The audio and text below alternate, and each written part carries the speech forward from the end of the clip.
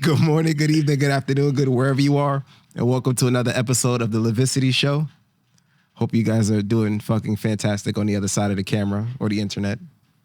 So we got a special guest here. You already the know. Legendary Orlando Urena. Let's go. Mr. Army, now Air Force, now recruiting, now living his best life in California. You know, coast to coast. Went from snow to desert. Went from pizzas to tacos. Hell yeah. As you guys can see, we're showing the empty chair. This is the chair that Daryl's supposed to be in. As you can see, he's not here for another episode. Still missing. Please, if you guys can reach Daryl, find out where he's at. I think he's been kidnapped. Please call us, contact us on Instagram. We have no idea where he's at. We gotta send out an Amber Alert. For real. Poor Daryl. But so Darwin, how you been? Shit, a lot's changed, but nothing's changed at the same time. That's a weird concept. I kind of want to bring it. You know what I want to bring up, right? Yo. But I feel like I'd rather just let people notice it. Do you know what I'm talking about? Yeah, but wearing black. Are you talking about? Yeah. Oh yeah, I was actually gonna bring it up. I mean, nah. Just let people notice it. The next one we'll bring it up. Nobody notices it. Fair enough. Yeah. You know, nothing's really changed. Nothing crazy. Okay.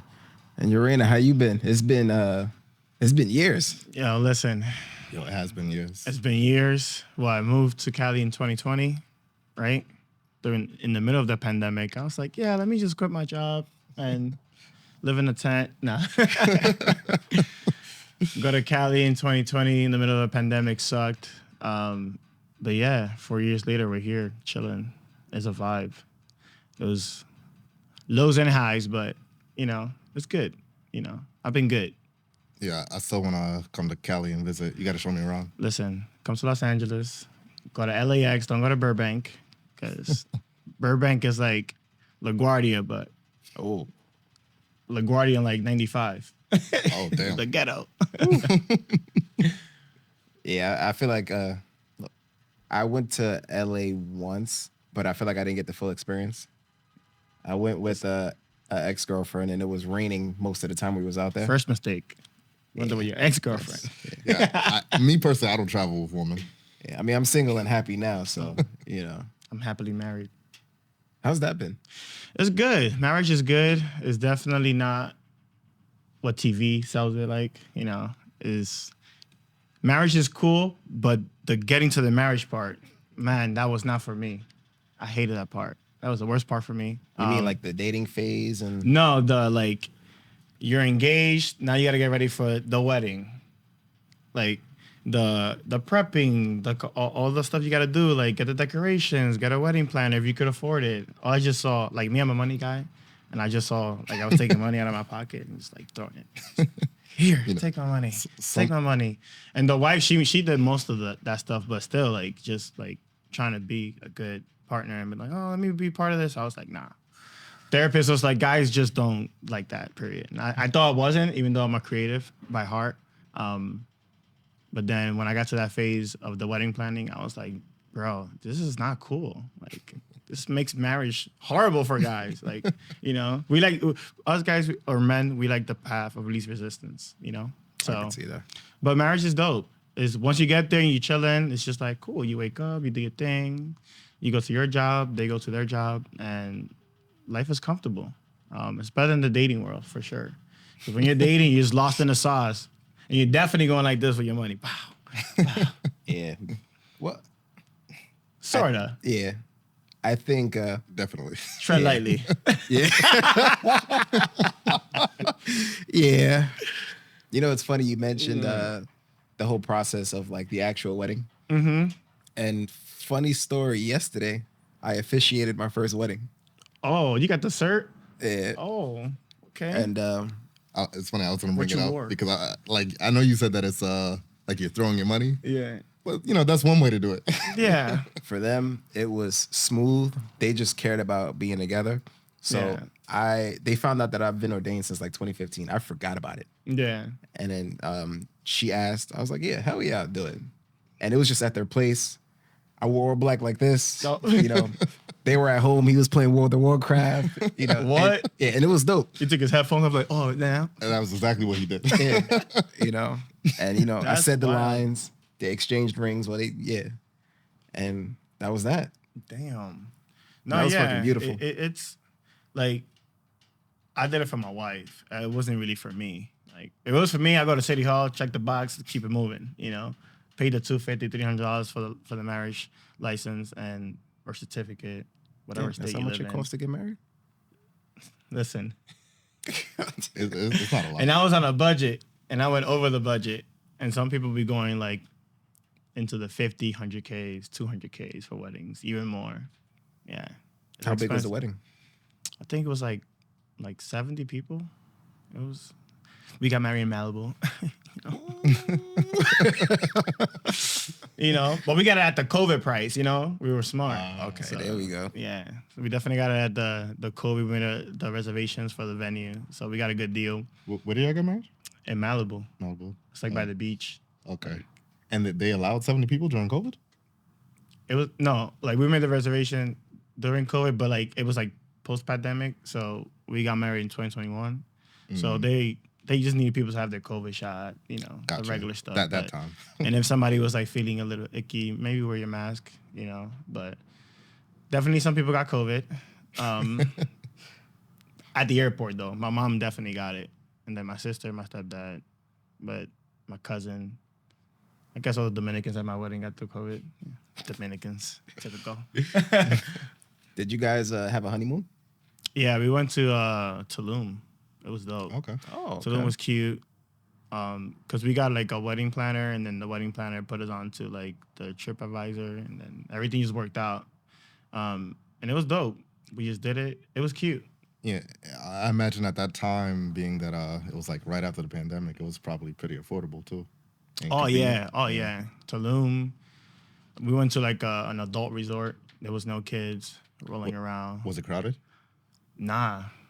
Yeah, I feel like Apparently, that time. people just go to these adult resorts, and if you don't have like a Yeti or a large hydro flask to go to the open bar and just like fill it up, I was like, I'm there like, oh, yeah, I'll take a drink. I'm in the pool like floating with my little plastic cup. You see all these seasoned vets, like, you know, obviously adults or like married couples. They're like, oh, we come here all the time, at least 3 times a year to just get blasted and get away from the kids. So I'm like, oh, that's cute. Okay. They're like, All and right. of course, people always tell you like, oh, it's beautiful. Marriage is this and that. I'm like, I believe you. But I don't drink like that, so I'm like, I'll take a coffee or something. I But yeah, respect that. but that's marriage. It's dope. Just if you're gonna do it, do it. If not, don't rush it. Just let it happen organically. Amen. Yeah. Don't Yeah. follow the crowd. That has to be a clip right there. Yeah. Don't that's- follow the crowd. I'm telling you right now, because people be trying to pressure you like, you're in your 30s, you gotta get settled down. Oh my god. You don't. You got celebrities getting married like at 70, bro. Again, you know, both women and men. Who just had a kid? Was it Al Pacino that just had a kid? Yeah, something like that. Somebody had a kid. Yeah, somebody did. Like, But there's no timeline on this. I think for us, men, there's like a lot of pressure to like, you gotta get a house by this age. You gotta get a car, get your license. And like, bro, we're humans too. Like, why put all this pressure on us? Like, let us do what we want to do. I feel like a lot of people care about the title of saying that they achieved those things. Yeah, Like titles ain't nothing. I had a conversation with a woman recently who admitted that she'd prefer to deal with someone who's toxic for her and treats her bad What? because he's willing to call her his girlfriend versus someone else who's not interested in relationships. And it made me think about it. And I was like, you know, a lot of people in this world are just there for the title. Yeah. A lot of people want to be a wife. A lot of people want to be a business owner. A lot of people just want those titles and the glam that goes behind it. But there is no rush. No. Yeah. You got women having kids in their 40s. Not only that, they My went- mom had a baby at 40 and 43. My Yo. 2 sisters. And I was like, I was mad judgmental all the time. I was like, what are you doing? My mom had me in her mid-30s.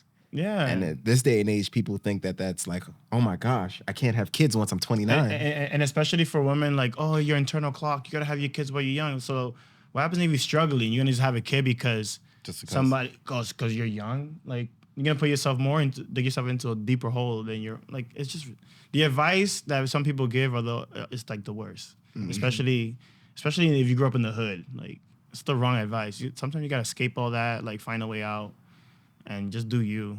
Like people just want that bar conversation. Like, yeah, I have 2 kids, I'm married, and I do this for this company, but you're miserable, you're broke, and your mental health is down the hole.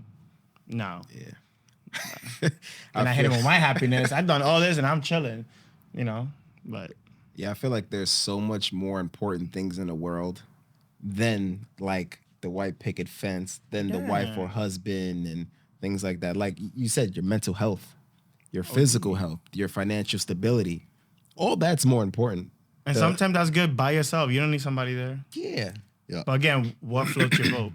You want to be by yourself, or you want to be with a spouse or a partner that's gonna help you? Like, what's cool about having a spouse or a partner is that, like, all right, if you want to go to school and do a different career, they can hold down the household, because that's a big pressure, right? Like, oh, I got rent bills and I can't just switch careers out of nowhere. But if you by yourself, if you got it like that, you could do it. You just snap your fingers and go for it. But if you have a spouse and you're doing 50-50, the pressure is less pressure there.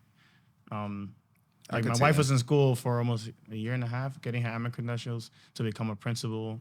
Eventually, she wants to get her PhD and all that. But while she was in school, I had to like take care of the dog more, like cook for her, step up to the plate, clean the house. Was I 100% all the time? Of course not. We ain't perfect, but again, I was in that, like, she'd be like, can you help me clean the house? I'd be like, all right, cool, and I sleep in. Because at the same time, like, yo, I'm tired too. But that's normal. I'm a human, Yeah. But in a marriage, like, you talk about it. And you bicker, you're going to have good days, you're going to have happy days, you're going to have awesome days. But again, it's balance at the end of the day. It's all balance. Whether you with somebody or by yourself. Well, by yourself. I feel like when you're by yourself, you don't need balance. With yourself, yeah. Yeah, I think you still need balance with yourself. It depends what you mean by balance. Like a 50-50 type thing, or like can it go into like 70-30 or 90-10? Well, I think it could. I think it's subjective. Whatever balance means to you, Yeah. I think that's how relationships are too. How about less balance? Can we agree on that? Yeah. Yeah. Okay. Yeah, definitely. Everybody has a happy place. But if you're happy, that's all that matters. Like, if you have your own thing going on that nobody can, that's cool. As long as you're happy for yourself, you good. That's your balance. Bang, right there. It don't matter. Everything else, like, cool, you should do it like this. That doesn't work for me. Be you sure? Yes, I'm sure. Yeah, I think that's really important. What works for some people doesn't work for other people. Yeah, people always want to give you like, oh, here's the blueprint to success. No. What was the blueprint? That's your blueprint. Yeah. Like, go to school because you're going to get a good job. I went to school, didn't get a good job. I joined the military. I got a great job. Paid my student debt, right? Not school, the military, right? I saved up money because of the military. I paid for my wedding in cash, every single cent, right? But I finessed it with credit cards. I got points, right? I like doubled down on value so I could go and do cool stuff. Go to a lounge and experience that. Like, oh, this is, it's kind of bougie. All right, cool. Skip the line at TSA, have Clear walk you to the front of TSA. I'm like, oh, common folk. What was I doing? Like those experiences, that's where you work hard. But yeah, man. Life be crazy sometimes. You just gotta learn how to juggle it. Balance. I got a question for you. We chef. What was life growing up for you, and what were the things that led you to make the decisions that you've made in your life, like joining the Army, going to the Air Force? Because since I've known you, you've always been the type of person where if something interests me and I want to do it, I'm gonna fucking do it. Yep. So I'm curious about that. Like, was it life experiences that led up to that, or one day it was just like? So it's like I want to say like that moment in my life where I was like, oh, let me just join the military and do me. I think that came like in my 20s. Because when you're in your 20s, you're still like, you're doing all the young man stuff. You're dating, you're in a like, I was in a swim team at the time. So I got exposed to different lifestyles. I'm like, whoa, I'm a kid from the Bronx. And in the swimming world, you have friends that live in the suburbs, right? And they invite you to their house. You're like, oh, cool. Like, and then you talk to their parents, and then you talk to their friends. Like, whoa, it's a different mindset compared to an inner city kid, right? So I was like, and ever since I was young, I would always watch Disney Channel, right? And I was like, I want to be like Johnny Tsunami, right? Snowboard, surf. I want to move to California, and do all like the cool life. But then you realize, now that I live in Cali, I'm like, oh, not that many people surf here, you know. That's a lie. They do, but it's like it's a journey to go to the beach. Like for you to get to the beach, there's only one road there. Like PCH is just 2 lanes going this way, 2 lanes going that way. And if you think about it, for a 40-minute surf session at 5 o'clock in the morning to catch some good surf, you're gonna be there like, all right, cool. Now I gotta deal with rush hour traffic. So you got there in 40 minutes, but to get back home was gonna take you 2 hours. It's like, Yeah. But again, that perception of like, oh, Cali's dope. But when you get there, like, oh wait, the lifestyle is different, But the curiosity definitely started in my 20s, and then I was like sophomore year in high school. I was trying to become a dietitian, and then I was like failing all my nutrition courses. I got a D, C minus. I was like, and then I switched to art. I always been a creative in all my classes academically. I always been doodling. So I was like, you know what? Let me double down on this. This is my strength. Yeah, man. And I graduated with my bachelor's in fine arts and film and digital photography. And then I joined the Army sophomore year because I was lost in the sauce. I needed motivation. Joined the Army. That gave me a whole different experience. But I was in the South. A city kid in the South was crazy. They thought I was gay because I was dressing well.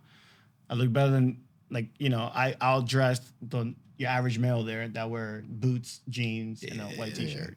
I'm out here in Hollister, Abercrombie, Polo. I'm sorry, but I could imagine what it was like for you because I feel like I'm pretty. I don't want to say like you're not normal, but you get what I'm trying to say. Yeah.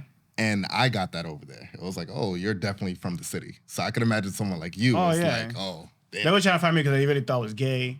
Because I was stylish, but I'm Dominican. Like Dominican, our culture, the Caribbean, Jamaicans, West Indian culture, Trinidad, we're all stylish people. Like, and especially coming from New York City, is a fashion city. It's the fashion capital. So when you go to the South and everybody's wearing stuff from Walmart, that's cool, but that's not for me. Mm-hmm. I'm gonna take the extra voyage to go to the mall and get me some Aeropostale or something. But I think I always had that creative drive to just always like, if something it interests me, I'm just go do it. I don't care about what people think. I'm gonna just do it. Like, because if you stay in that mindset of like, oh, people gonna judge, forget about it. People gonna judge you regardless. True. People always got something to say. Always, always. And now I'm 34, and if younger me could have the mentality that I have now, man, I would have been made it. That's just. But then the hard part is starting something new. A lot of people get comfortable. For me, comfort is distracting. I'm like, routine. I'm like, oh. I get tired of stuff real quick, right? Like when I used to work on base with you guys, right? I was coming from the Bronx, Canada, to Brooklyn. I'm happy that you said that. That's Canada. The Bronx, Canada, compared to like Bay Ridge, Brooklyn, right? I'll take a different train route just for like, oh, let me see what happens here. I think there's power in that. I was like, I want to see a new homeless person. I want to see a new different showtime. So with that being said, how important do you think curiosity is to who you are today? Oh, like top notch. It's top shelf liquor for me. Like I got to have curiosity up there all the time. I think especially as a creator, you have to have that. Yeah. Like that's what keeps you alive. If you don't got that in the tank, that car ain't moving, And curiosity too as a human is just, we've always been like that. When we were cavemen. It's like, oh, what's this thing? Oh, it's a rock. Let me throw it. Oh, it made a sound. Because it went against the wall.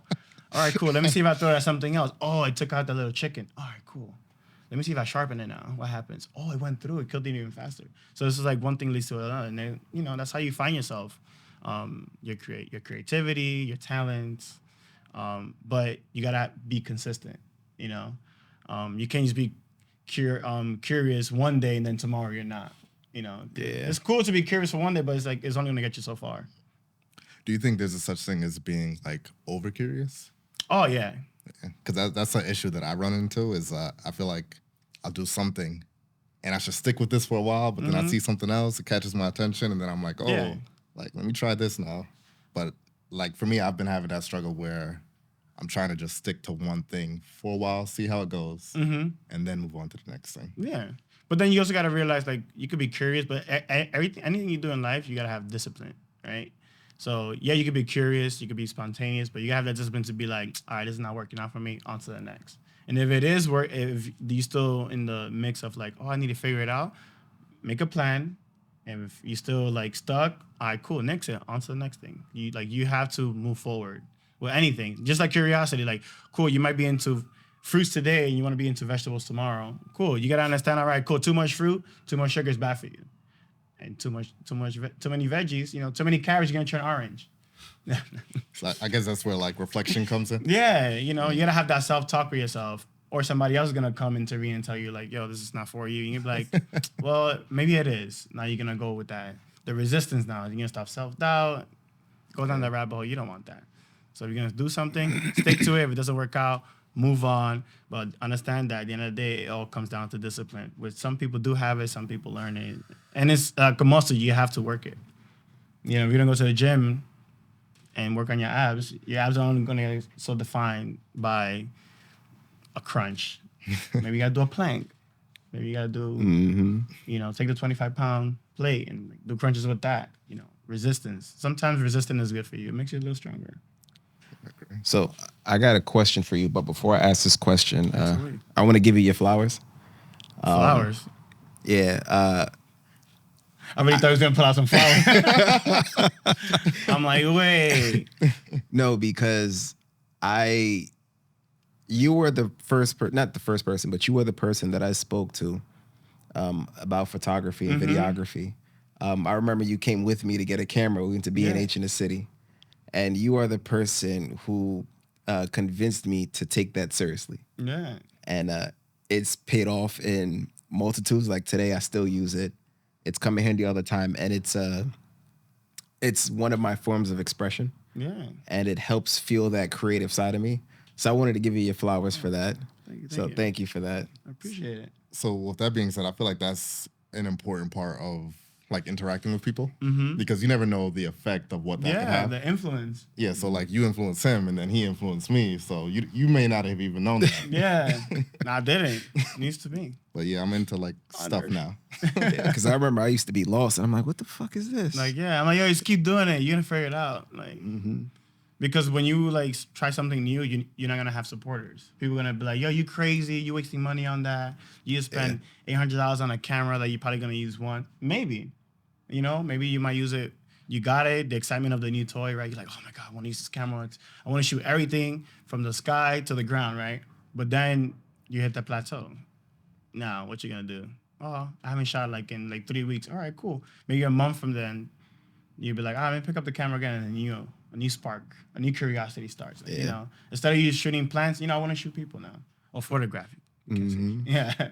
But you just got different angle, different approach. There's always one way to finesse the football. Amen to that. I was just saying in the military, there's 100 ways to fuck the football. So do you still create now? Oh, I do. What do you create? So now, I really don't post it as much because I feel like it's a conflict of interest with the work I do now. But I do cut hair. I am a barber. I went to barber school. You guys were there for that journey, which was crazy. I was like team no sleep for like a couple months. Well, we got through it. But I cut hair now, and in the beauty industry and the barber industry, like there's always like a different way to fade. Like you're always learning a new hair texture. Like so that's what I create now. Like I just groom people, and then I learn from them. They learn from me. And that's my creative outlet right now. Even though I'm trained in the arts of photography, digital and film, videography, I know that. But to me, I have more passion being a creative in hair, like which is a whole different medium. I'm trained with light, which is photography and film. Like it's crazy, but for me, it's like the tactile feeling of cutting hair is something special. Like if you don't cut hair for like 1 week, it feels like you didn't go for a gym for like entire month. You miss one gym day, it feels like the last 30 days you worked hard for it gone. Mm-hmm. But that's my creative outlet right now, and I don't post it because I got nothing to prove to them. I know I'm a good barber. I might not be the barber for you. You know, you find your barber and you like him, cool. You got him, right? But for me, it's just creative. Like I cut hair because it's creative, it's fun. I don't cut hair for the money. The money is just a bonus. Like there's money in barbering. Amen to that. I feel like a mindset like that is what creates the best of people in whatever fields they're in. Mm-hmm. Is that when it's not about money, it's genuinely about the passion of doing it. And so you try to get better with like for every cut. Yeah. You try to get better. You try to learn something new. Better line, like, oh, that fade. Oh, I missed this one hair. I'll get it next time. There is no perfect haircut. There is no perfect painting. Like Picasso, Van Gogh, they could keep working on it, but then you be there forever. It's a process. It's not like a final, complete thing. But when you talk to people, creatively, what drives them is passion and the process. Mm-hmm. Like, if they don't have that and they're just doing it for the money, eventually it's gonna fail. Yeah, I learned the hard way with what I'm doing. Never do things for the money. Never, man. People like think about it. Oh, get into real estate. There's good money in it. Are you passionate about real estate? Mm-hmm. Oh, get into stocks. Are you passionate about tracking numbers and charts and having 300? They just want to get rich quick. Yeah, I think anything, even like stocks or real estate, I think that's an art form in its own way. And if you go into it like, hey, this is about the money, then you start making decisions based off this is about the money. Mm-hmm. And you kind of neglect the art. Yeah. And I took a course in day trading, right? And I was like, oh, I learned the rules, the parameters on how like not to like overdo it. And I'm like, oh, there's restrictions, right? The same way if like you're shooting a picture and it's overexposed, how you bring the exposure down, right? Perfect picture, but or like semi-perfect, then you go edit your picture, right? But stocks and all that stuff, like this, you gotta work within the box. Because if you overdo it, yeah, it's high risk, high reward, but then there's the opposite of that, you know? Mm-hmm. And a lot of people like, I'm gonna put my whole paycheck to this one thing. I hope it hits. No, they don't have a backup plan. Yeah, I've done that. Hey, you know, I think we all done that in our lives at some point. But it's how you recover from that, you know, what you learn from it. Yeah. The like in your head, like how did you evolve from that moment? You can let it sink you and kill you, but it's always that resilience, as we know as military people. You know, resiliency is big. Yeah, I know, think keep resilience is moving. very important. Yeah. Yeah. But what I teach you with resilience is that like keeping like going forward is the easy part. But like your mental health, at one point you gotta take care of that too. Like I think that's priority in life. you're like, oh, everything's gonna be all right. Oh, what about you? Like, do you have that conversation with yourself? Like, I'm not okay. That part, I don't care how much passion you have. Like, if you don't take care of that mental health, the passion's not like it's not gonna be in the process. So I have a question for both of y'all. We chef. Because I know you like to schedule stuff. Do you? Oh, I'm a scheduling nerd. I like to. There we go. Oh man, Everything needs a time block. like even my wife, she's like, I want to have a conversation. I'm like, our deal was on Wednesdays after dinner. That's when we have serious conversation. Because I get it, it's in time and place for everything, but sometimes when you, like, I'm here watching my YouTube and I'm with my dog, I'm having my coffee, and we're having this little moment. And then you're like, we got to talk about something serious. I'm like, whoa, the vibe. Because I might just go into automatic. Defensive. I'm putting up the wall. It's just going to happen. I'm a product of my environment? Probably. You know, New York City kid. Grew up in the Bronx. You confront me, I'm be like, what's up? But if it's for me, if I pencil it in, all right, cool, I can prepare for it, you know? Because when I'm on defense mode, bro, like, I'm not going to be kind, you know? You know how they say, New Yorkers are very disrespectful? You confront us, it's automatic battle mode, you know? Yeah. The Iron Man suit, like, full Hulk suit's coming up. Like, it's going. So with that being said, do y'all schedule time to reflect? Oh yeah. You have to. And like it's funny because most of my reflections are in the gym or when I'm cutting hair now. I never thought about it, but I'd be like, damn, like, because like when you're in a barber shop and you're waiting for your cut, a lot of guys will be reflecting, like they be there in their chair, like, damn. They probably don't even realize they're doing that. But You always have to find time to reflect. Journaling, Journaling is important. talking to your phone, something like, you might do a yoga class, do your affirmations, your vinyasas or whatever. But you always gotta find that point where you reflect. You have to. Yeah, it's And if you don't important. know how to do that, you'll learn it eventually in life because it's gonna affect you. Yeah. For me, I reflect. I mean, I haven't been running, but running is times when I usually reflect. But as of right now, whenever I take a shower, I sit back. It's either I think about what happened yesterday, I think about what happened today, I think about just life in general, what I want for tomorrow, and that's why my showers be long as fuck. You think you're living in a house, that water bill would be crazy. Oh, when you live in an apartment and the hot water runs out. Oh, yeah.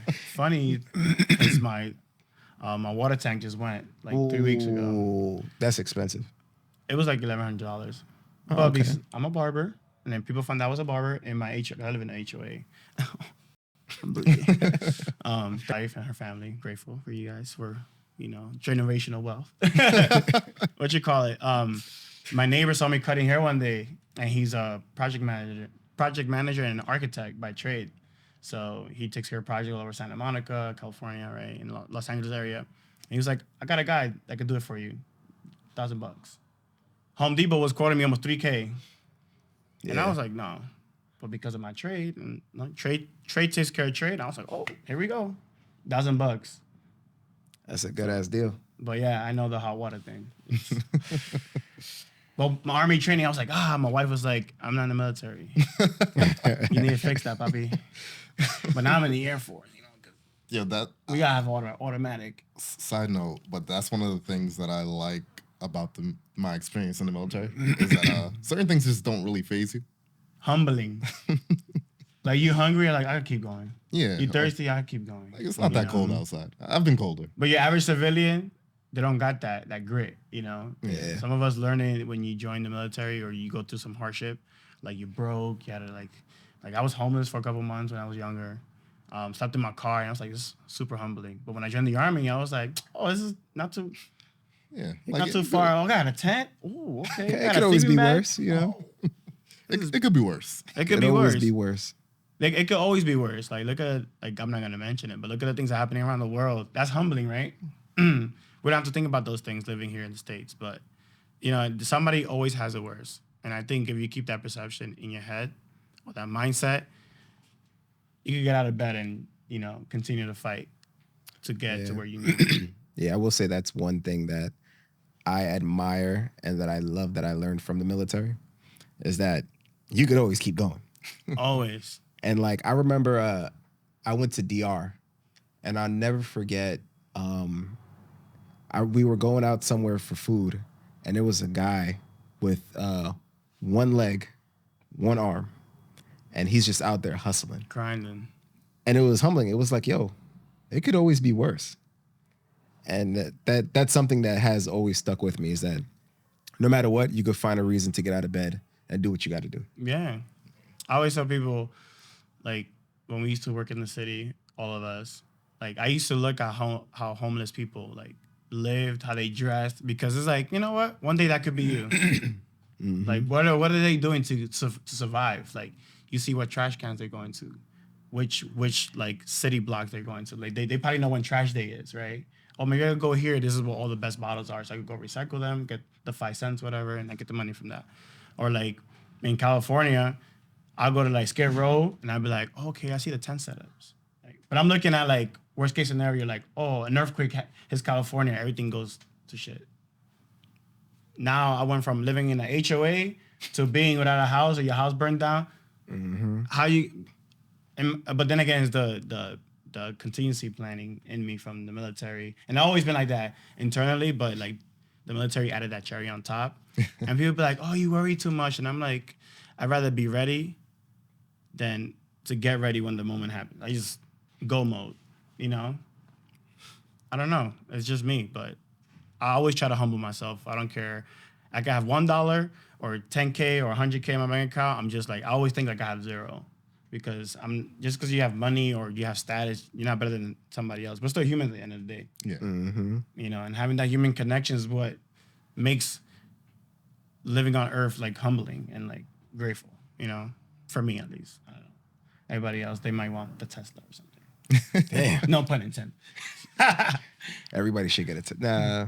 Everybody should get a Toyota. No cap. To be honest, my honest review after having a Tesla for so long is that if you do not have a home charging station, it's not really worth buying. I'm paying the same amount that I would in gas. Yep. Except now I have the inconvenience of To having go to to wait the 45 supercharger. minutes Yep. to charge the car. I mean, granted, it has good games on it. Oh yeah. But like, I know after today, before I go home, I got to stay at a charger station for 45 minutes. Mm-hmm. Instead of kicking my feet up, relaxing as soon as I get home, probably upload, the next episodes. And then too, when you're at the supercharger, sometimes like from what I hear, like the charging capacity like to your car slows down a little bit too. It's not as fast as Yeah, it depends when on everybody where you charging go. at the same time versus like at 12 a.m. when nobody's there. Like Yeah. Yeah.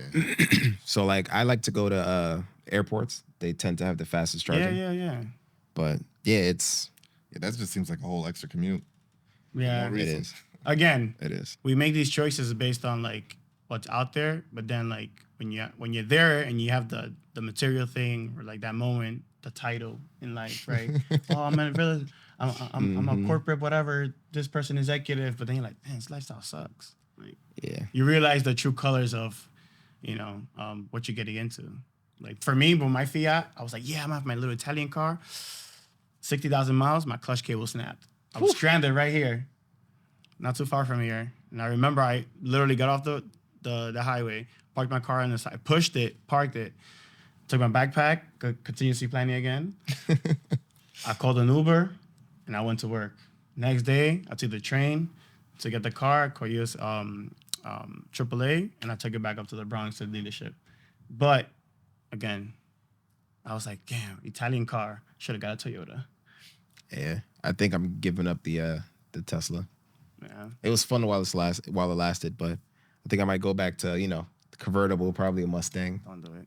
I love the convertibles, man. Don't do it. I like to feel the wind in my hair, There's 3 months of decent, 3 months of decent weather in NYC, but most of it is like raining or. True. Yeah, the winters are horrible with the Mustang. Yo, I'm just saying the Acura has been great to me. I mean, you see, you just bought it once. You've had you that don't have car to worry for a about while. it. Yeah. 2014? Shit. Mine was 2013, and then when I think I invested almost like $5K just on maintenance, just fixing stuff. And I was like, damn, if I had a Toyota, I would just oil change and that's it. I got Tire commitment rotation. issues, man. I can't stick to a car that long. Yeah. Knowing you, you always had like, I think I'm gonna get this. Yeah. I Me remember there was now- one year I had 3 different cars. Oh no. I remember that. I just like new things, man. I like pretty things. Like so it's funny, right? I used to bash on like Japanese cars, but then I did a deep dive on like Japanese culture. I was always into it. And how they like mastered certain things, right? And like they have that discipline to continue, but like they perfect one thing before they move on to the next thing. So Toyota is one of those companies, right? You see Toyota Corolla, been around for a lot of years, but they just stick, if they're gonna release a new version of the Toyota Corolla, they do it after like maybe like 6 or 7 years. And then they develop that first model that let's make it better the next year. You know, it might be round headlights, now it's gonna be like super sharp headlights. And then from there they put LED headlights instead of bulbs, right? So like each year they make it better. And then when they get to this final form, they're like, all right, cool, we could redesign another one. But they made their profit but that car is a cash cow for Toyota. Yeah. In California, you can't find a Toyota. And if you find Toyotas in California are going for like with 200K plus miles from like 2017, they're going for like almost 10K, 17K. God damn. Because Toyota car is gonna take you to 500K miles driving. And in California, you drive a lot. So if I would have had that mentality when I was in New York, man, I could have. Now I'm thinking about, let me go get a car note now because I want another car, right? But I'm driving a Toyota right now. But if I would have started with a Toyota, I wouldn't have to get another one. Random. Do y'all know the difference between a Japanese car and a German car?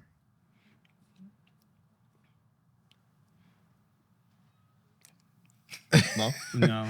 I was trying to think like the pun. I'm like, oh, no. So the difference, the quality of engineering is exactly the same. The difference is that the Japanese cars, they keep it with the end user in mind. Whereas Okay, yeah, the yeah. German car, if you're an engineer, you're going to use it properly. And, you know, most of us aren't engineers. Yeah. But that's why Japanese cars last a lot longer. They're for the people. Yeah. You know, remember Japan was super poor. It's super like, we're not gonna go into the history of it, but you know, like a lot of most Asian countries are poor, so they know how to make do with like scraps, right? And that's what I like. Again, makes you humble. Like, you can make soup out of 3 ingredients, and it's delicious. Meanwhile, on our side, we're like, nah, we gotta have all the best. We gotta have like the perfect steak from Whole Foods. We gotta go to get this, and then realize that like, damn, you get all the best ingredients, but you're not a chef. You can't finesse the dish, you know? Yeah. What makes the dish is the chef, his process, his skills. What makes a good barber? His skill set. You're paying for his skill. For the 13 years he's been cutting hair, so that fade that he could do in 15 minutes, it might take a barber an hour and a half, but that 15 minutes is all muscle memory, mastering that craft. And that's what I learned from like Japanese culture. Like, they master one thing, and then before they move on to the next, you know? It's fire. Yeah, they keep in mind that you're not going to do everything you're supposed to do for the car. So they give you that room for error. Yeah. Whereas like the Germans, it's like you have to follow it by the book. And that's why German cars don't last. You had a German car? I did. Is Audi German? Yes. Yeah. Okay, And yeah. Audi's a Volkswagen. Yeah, I had 2 Audis. Good You times. just like wasting money, huh? Yo, what a time. In my 20s, man. I was Now, living my my question best for life. you guys is, y'all type me what question I'm coming from for y'all. Well, y'all were, what's up with the black? I didn't get the memo. That's one. This is not planned. For me, this is planned. You will never see me wear anything outside of black. I mean, the coordination wasn't planned. Yeah. Oh, okay. Yeah. I saw you and I was like, damn. I mean, I lost my New York City strike. So I got black clothing. But my question to you guys, so like, what's up with y'all now? Like, what's next? What is your next curiosity right now? Like, what is it? Like, You want to go first? oh, Sudden go ahead, death? you know, Rock, paper, scissors, say shoot. All right. So damn. right now, I always lose. That's life. Fun fact before I answer, I read something recently that actually said that if you ask somebody a question or something of the sort before you play it, they always pick scissors, I think. I got to find it, but it's something like that. But my curiosity now is trying to make this my full-time thing. Okay. I think 11 years is a long time to put on a uniform. I think out of the 11 years, I've been part of state active duty for majority of it. So I don't really know what it's like to be a traditional guardsman who just puts it on 1 week in a month. Yeah. So where my head is at, my curiosity is how I can make this full-time. Yeah. How can I wake up and work for myself? I control my hours. Yeah. I am the direct result of my success. Mm-hmm. So Yeah. that's my I think that's all of us curiosity. at this point in our lives. We're like, what can I do for me? yeah, like putting me first for once. Yeah. Like Yeah. our parents came from like, oh no, we gotta get the good job Yeah. to pay the bills and like have steady income and like retire and chill. For us, it's like, forget that money. I just want me. Like, what's in it Yeah. for me? Yeah, kind of like what's fulfilling for you. Yeah. Yeah. Like, what's my purpose? Like, not no job, but like, if I'm into watching grass grow, Yeah. I want to do that. I got to meet that person. They fucking zen as fuck. Yeah. Are you watching grass? But they grow? getting paid. But they're passionate about it. True. Yo, to be honest, had things been a little bit different, I wouldn't be here right now. I spoke to him about it, but after the deployment, I was going to use all of my life savings. I was going to have my podcast equipment, and I was just going to travel the world and talk to people. I mean, I thought that's what it was gonna be. Yeah, I still say do it. I'm honestly tempted. I did speak to the first sergeant, Yeah. and he pulled all his E7s, and he wanted to know like what's their 5-10 year goals and Yeah, stuff. yeah. And I told him my 1 year goal is to leave the task force. And I was like, take the business full time. So right now, I'm living off of like half of what I make. Yeah. Everything else is getting stashed to savings, and I'm planning my escape so that I could do that. And think about it. 1 year, if that's what it is only 12 months. 365 days. That shit flies. Yeah, that's a long time. I'm here for it. Like I'm a recruiter for the Air National Guard, and obviously I have to sell the Air Force. We don't sell influence. I like to sell, I influence people because I do believe I'm still in it because I still believe in it, right? Mm-hmm. But I don't like to sell it to somebody because when you try to put a product in somebody's face, like they're gonna reject it, right? But if I show you how it's influenced my life, maybe that again, like I influenced you, you influenced him, right? It might be the cherry or an assistance to the lifestyle that you already have. But I think in the military, freaking recruiting has taught me that. I don't know. It's like the passion is there, and I love it. I'm just trying to find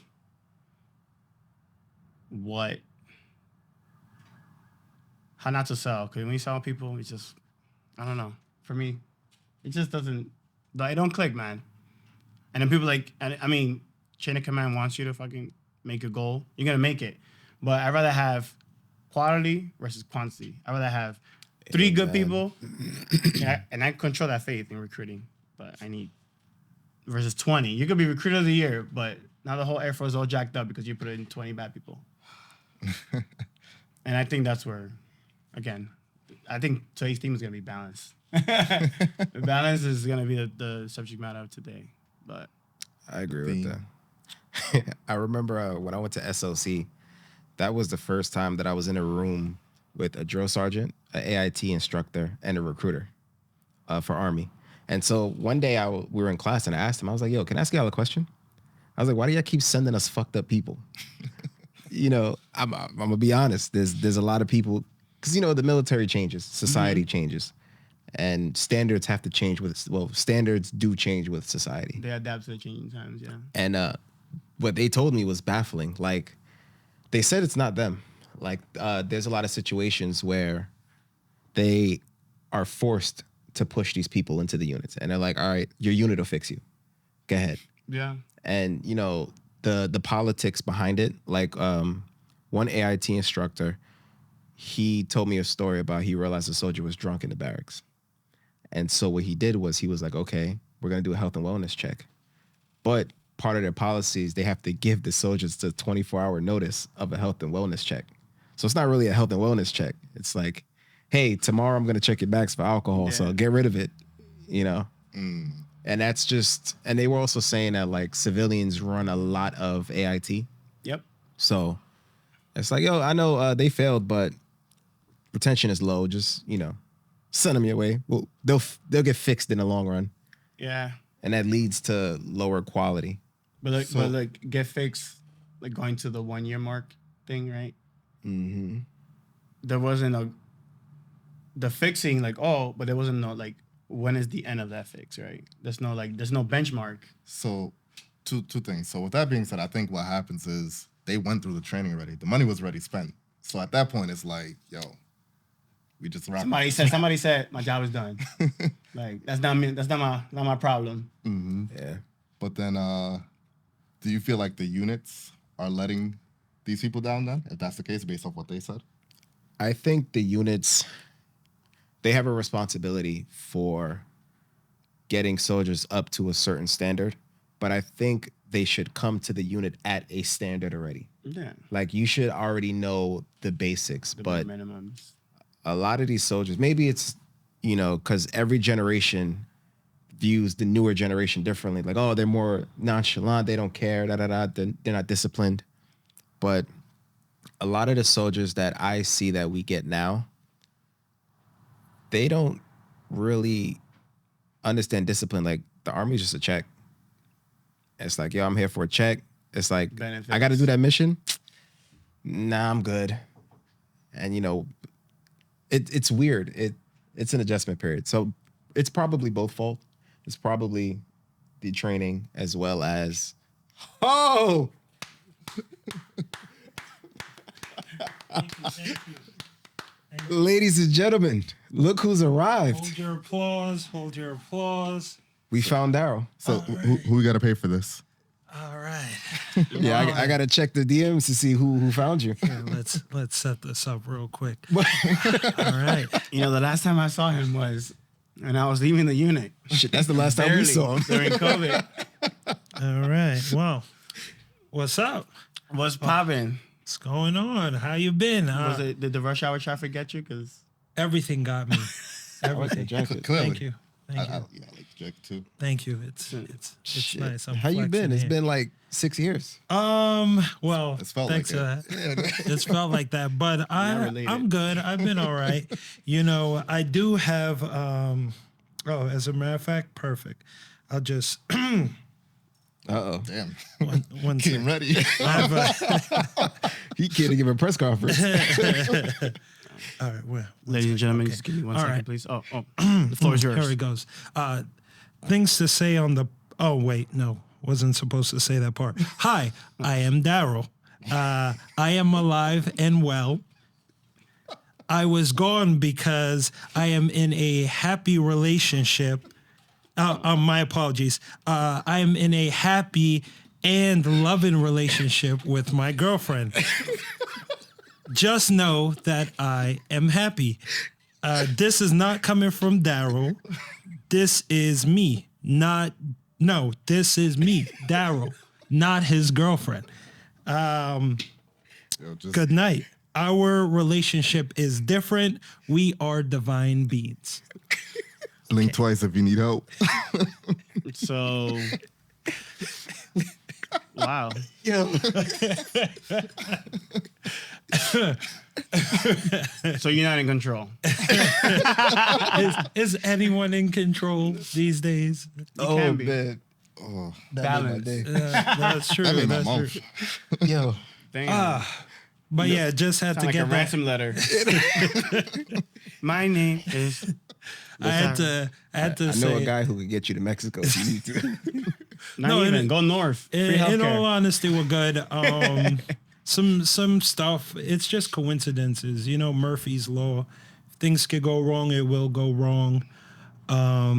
Just a lot of miscellaneous stuff as to why I was missing in prior episodes. But you know, I'm here now. I made this one. Thank God. So I can grace y'all with my presence. Well, we appreciate you Yeah. coming out. Appreciate You know. Well, we appreciate you making it. I'm Thank glad you. your permission slip got signed.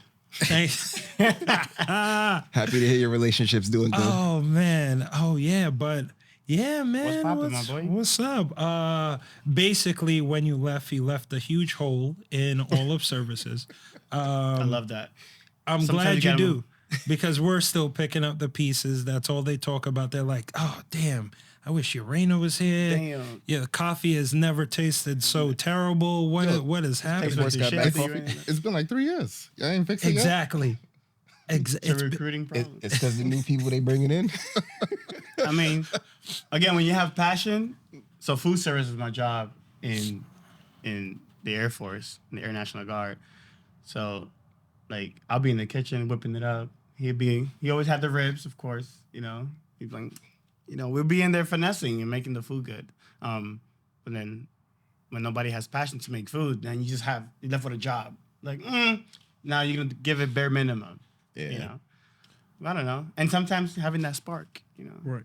So Brings the energy up in the room. I came here today with a secret mission to Recruit me back. well, if they're listening to this, they would love that. They'd be like, yes, please, drag him. But no, just to pick your brain on some coffee recipes. We have Before that, someone said you owe them a lightsaber. Yes. wait, what? Oh, I want one. What is his name? He owe me some. Yeah, I do owe him a lifesaver. He's still on that way? Yeah, you brought it up yesterday. Don't he got a girl? I feel like I don't even know what's going Yeah, on. Wait, anymore. wait, wait, You got wait, me wait, lost wait, now. wait. What's the context for this? I don't understand. I don't know either. He just said, tell him he owes me a lightsaber. Yeah. Like the Yeah, like Star Yeah? Wars. Yeah. Because my wife is a Disney fanatic, so anytime. So for me to try to relate to the whole Disney magic thing, I try to go into Star Wars. And anytime I went to Disney when I was still an SAD, I'll bring back like a lightsaber or something. But it will always end up disappearing. Somebody will steal my lightsaber. And those things are pricey too. I'm paying like, some nice, almost like $50, $100 for this lightsaber. And it makes a lot of that's noise not and bad. everything. But yeah, I mean, so that's why he's probably like, he still owes me a lightsaber. I promised somebody a lightsaber. Typical recruiter. Nah. Making promises. Yeah. But yes, those that coffee recipe, just Which one? one or two. Oh, for the base. Oh. Well, I was gonna say because I've anointed a personnel to be the coffee person now because they make the most decent coffee amongst the bunch. So I was like, Y'all be fucking up coffee? it's an art. Okay. Yeah. I don't know that art. Because I feel like you can't fuck up coffee. No, you can. You But I can. imagine like If you burn making it it. to the masses. Yeah. It's Because it's the amount of like. Is it still the same Right. machine? The same No, we upgraded. Oh, Yeah, they got money. I wouldn't say all that, but yeah. So That's what the budget went. I was wondering if you could prove or disprove some like tropes in regards to like making coffee, right? Water temperature matters. Mm-hmm. Amen. The coffee, don't get it grounded, get a whole bean and then grind it before you make it. You can't put a whole bean. You can't imagine a whole basket of. You got the filter, whole beans, and put it in. There's gonna be a soup sandwich there. But yeah, you got it. And so now, cause the minute you grind up coffee, like I'm not gonna get to the nerdy part of it, but now it starts oxidizing, right? So by the time you get the coffee from like Bustelo or something like that, that coffee is already old, dead. Like you're pretty. It has caffeine in it, but it's just like it's meh. But Right. there's no flavor. But if you have at least a fresh ground, it doesn't have to be the best quality coffee out there. I'm not saying go get third wave coffee and spend a whole bunch of money on it, but you just get even the Starbucks one or like a wholesale. As long as you grind it freshly before you brew it, it's gonna create a whole different. Just the aroma of it, the taste of it is gonna be different. But the water temperature needs to be right, and then the grind size needs to be right, and then the brewing method. How much are you making? Like 100 grams of coffee to how much X amount of water? Now if you overbrew it, too much water to a little bit of coffee is gonna be bad. Too much coffee, a little bit of water, it's gonna be mush. So you gotta find the right ratio. But you gotta see what the capabilities of the machine are, and you just gotta finesse it. And that's when you go into coffee tasting, right? And you figure out your gear, your coffee, and then you be like, all right, cool. 1 gallon of water with 2 pounds of coffee. What does it brew? All right, cool. And you adjust the recipe from there. Or see what the manufacturer suggests, and then adjust the recipe from there. And then there's different hacks. But it's just trial and error. That's what I did when I was there. At one point, I was just doing it manually. I was like, yeah, because we still have the grinder when the beans and stuff. We still have it. You plug it in and you press it. Yeah, it's still the same one. That thing got flavor in it. Yeah, you got it. You gotta give them a shout out if it's still going. If it's still working after all these years. That small little grinder company thing. is that? That thing was there before I even got it. I didn't even look at the company. I guess I'll do it on Just the next FaceTime me one. when you're there during drill. I got you. I got you. I want to ask you. So Yeah, he came ready. I'm ready. no, because I told him I was like, all right, Urena's gonna be on the next episode. What questions do y'all got for him? Right? That was in the group chat. Most of it was, when are you coming back? Ooh. It was like, why did you leave me? It's like there was one that was like, you're so much better than Anderson, but we're not gonna. That one. Damn. Yeah, I was hurt. That was mostly. You left us first. What? Yeah, SAD. You left us first. Oh well, yeah, Never you came know, back. but Yo, you still didn't come back. no. Well, that's in the process. That's in the process. You know, but You should just skip that. I wanted to ask you because I mentioned something about coffee when making it, and someone thought I was crazy. But the reason why I mentioned is because at one point I could be crazy, but at one point when I saw you making it at the base, I saw you put it was either like an orange peel or Oh, like that's butter what I or made. something. No, or, that was café de olla. So it's a Mexican style coffee. So you take coffee, right? That's already brewed. And then you take orange peel, the orange, cinnamon. So you kind of like make it like a tea, and then sugar, and that's what makes it café de olla. It's kind of like sweet but citrusy at the same time, but it still has like notes of cinnamon in there. So it's like pretty much you take your coffee and then you just add sugar, cinnamon, orange, slices of oranges or orange peel, whatever you want, depending on how much strong orange flavor you want. That's it. And it's café de olla. Okay. Super simple. You can find it on YouTube. Any recipe works. Okay. But then it depends on you if you're gonna You finesse feel it. vindicated now? Yes, because I missed. I guess I missed the rest of it. But once I mentioned orange, they looked at me like I had Yeah. two heads. They were, Yeah, Orange. café de olla. I think I did it for. I think it was like Hispanic Heritage Month or something like that. You know, it was calling. They had tacos, fajitas. I think it was Mexican. I don't know. It was someday.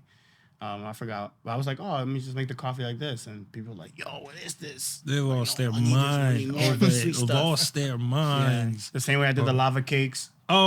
Someone was just talking about it this past drill. Yeah. What it was some See, I love my officer or legacy. something. They were like, "Oh man, I miss Urena. He was always made the coffee and the lava Yeah. cakes." I'm like,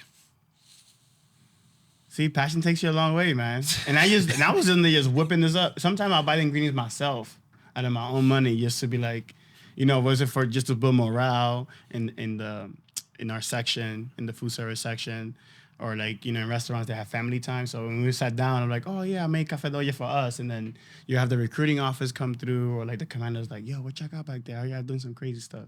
So then I'll go out and just give out little samples like, yo, we need this. One time I made coquito, non-alcoholic type, of course. Can't have course. alcohol on base. And people are like, yo, what is it? But coquito is very well known. But coquito on the West Coast, listen, that thing's moving product out there. People are like, what's this? And I'm like, a better eggnog. It's delicious. But yeah, man, I got you. You just text me or FaceTime me when you're at base. I got you. I'll send you some Will recipes do. for café de olla. will do. Which is now more café de olla is everywhere now where I'm at in Los Angeles. Because Mexico's literally 2.5 hours down south. True. Just crazy. You can literally live in San Diego and cross the border walking to Tijuana and get food and come back same day. I got a question for you, but before I ask, you didn't answer the question about your curiosity now. Yeah. Oh, damn. I'm all over the place. He tried to avoid it. Yeah, see what he I did. lost rock, paper, scissors. I wasn't going to forget. Honestly, I completely forgot about it. Yeah. Let's In my get head, I some- was like, so what about yours? Let's get a little context for the late comer. So, You guys So- get on time. That's all. That's your punishment right there. roll the playback. Is your girl outside pulling security? No. But you know, I'm sure she has someone else doing it. You know? Oh, damn. Oh, okay. No, I'm joking. She's not bad. She's not bad. No, they were asking me like questions, but then I was like, I have a question for you, like what's like on the subject matter of like creativity, curiosity, all that. I was like, what's their next curiosity? Because I'm very curious, right? I'm a barber. I was in the Army. I'm in the Air Force. I'm into European cars. I'm into coffee, food. So I was like, oh, what's your next curiosity? Or like, what's gonna be the next thing that you're gonna be curious about? For him, it was, you know, make podcasting full-time job. Within the next year, hopefully. And then For me, he just avoided it. I didn't avoid it. You distracted everything. I hope you know you answer it next too. So. That bright red jacket. I didn't think this applied. Okay, no problem. All right. So for me, so right now I have a e-commerce business. I don't know if you knew about it. Yeah, he told me about it. Yeah. Okay. So Put me in. yeah, I'm selling on like some platforms or whatever. It's funny because that's kind of like what I referenced at the beginning, that like I'm all over the place. But I had bad news a couple months ago. Yeah. I had good news. Okay. And then in between that time, I started pursuing something more like content related. And I had bad news when I got my good news for the e-commerce. Yeah. So it's funny. It's like with everything, it's like you take one step forward, you take one step Yeah. backward. So it's just a lot of that. The content thing I'm pursuing now has me like really interested in content. And I'm thinking about OnlyFans. I'm like content. I'm like, you're not this guy. Like, content. I say that a lot. Like, as a joke. Yeah, But yeah. I mean, like I bought a course. I'm like into content right now. Yeah. So I'm thinking about actually shooting either a documentary or a limited series for his platform. Yeah. So that's dope. it's just an idea, but maybe next year it'll be coming. So, look out for that. It's funny. Mark Bone on YouTube. Look him up. Yeah, I'm gonna write that down. Mark Bone. He has like a whole documentary series thing. Like he teaches you about filmmaking, how to make your own doc. If you can't hire a production company, how to make your own. Like he gives you tips on like audio, visual, how to do it with one camera or just your cell phone. But What's the name? Mark Bone, super informative. Shameless plug. I don't know him, but I learned a lot about storytelling through him. So because how some documentaries you like get invested, like he teaches you how to do that, and I'm like, oh, because story is king. Story will always be king. Yeah, Amen to that. I saw one on YouTube. It was about the chip shortage and all that in Taiwan. Fucking had me hooked. And I'm like, oh, it was 30 minutes. Took like 3 people to make it. I'm like, yo, I could do that. So once you get to that part, and you're like the body is like, oh my god, 4 camera angles, 4 mics. Now you gotta edit all this audio. Yeah, I'm struggling with one. Yeah. Baby steps, do a 1 minute, then do a 5 minute, do a 10 minute. You don't have to go like full Hollywood and like do a whole Netflix, special. Yeah, so that's where it goes back to the earlier conversation where I was like about you feel like you get pulled all over the place because of your curiosity. So I learned from that. I'm giving myself at least like a year to like get these fundamentals down, and then next year, I'm gonna think next year being 2025. I'm thinking about pursuing other things at that point. See, you gave yourself a benchmark though. Like I'm gonna give myself a year, 2 years. Some people be like, oh, I'm gonna do this thing. They don't even have like a 30-day goal, 60-day goal, or like a 6-month goal. Like my goal right now is like I want to start doing like my coffee barber pop-ups, right? So I gave myself, I'm building, like I did my garage setup. I'm gonna test it there, like to see what it feels like, adjust it, give myself 6 months for that. But 6 months might seem like a long time, but it's not. It's like not in business or in creative world, you have to give yourself that leeway, because if you're like, I'm gonna do this in 2 days, there's no way, but that allows you to like test things, see if it's gonna survive or not, and then to see if you like it yourself. 6 months is perfect. I feel like you have those first 3 months, kind of like learn, kind of make your plan, and then you have those 90 days, the following 3 months to be like, hey, this is what I'm gonna do. And then you execute, and then you kind of like fine tune it, and then after the 6 months, you can kind of like really hit the ground running. And you know if it works or not. Again, Ben, you gotta have the due dates.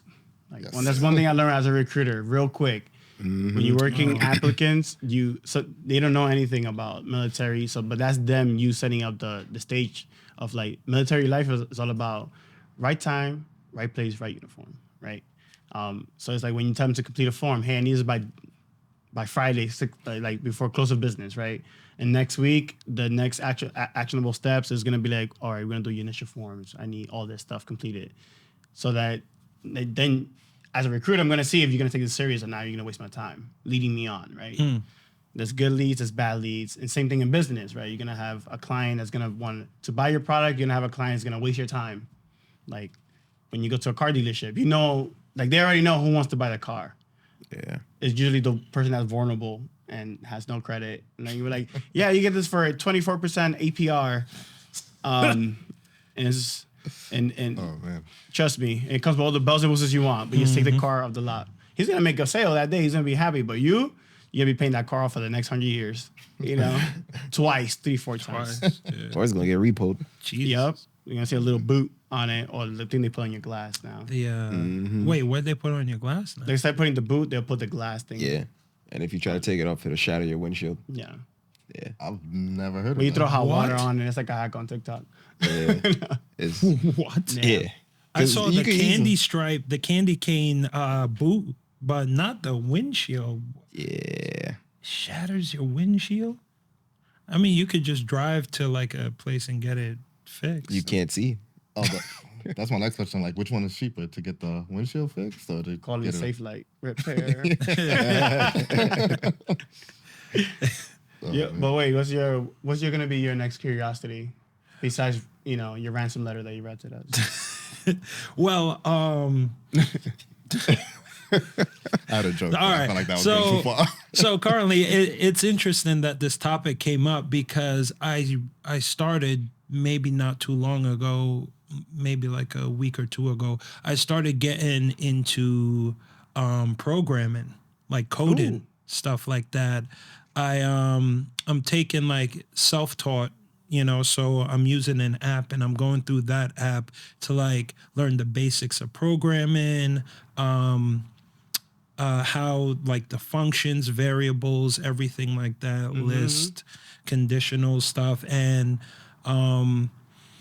the app is pretty good because they offer, of course, if you pay, they offer like certificates, and then with the certificates, they also offer like job interviews, job opportunities as well. So, and they set you on a nice little career path. So they give you a whole bunch of beginner career paths, right? Yeah. So 1, 2, 3, like a full stack engineer, which is like front end, backware software engineer. Then you have like the what's it called?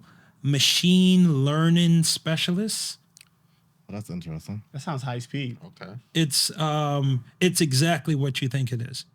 Nah, I was kind of interested, not enough to like actually learn, but it caught my attention. But Yeah, it's one of the beginner friendly like lessons that'll like get you started into the programming world. But yeah, once I this semester is almost over in a few weeks, and then I'll have until next fall before I go back to school, because right now, like I'm thinking about the nursing thing, right? Because I'm in school right now for nursing, and the opportunities this is offering me is like, so for example, full stack engineer, the course is 3 to 6 months, and the starting pay, to my knowledge, is about 6 figures starting pay, right? I mean, And 3 to 6 months, that's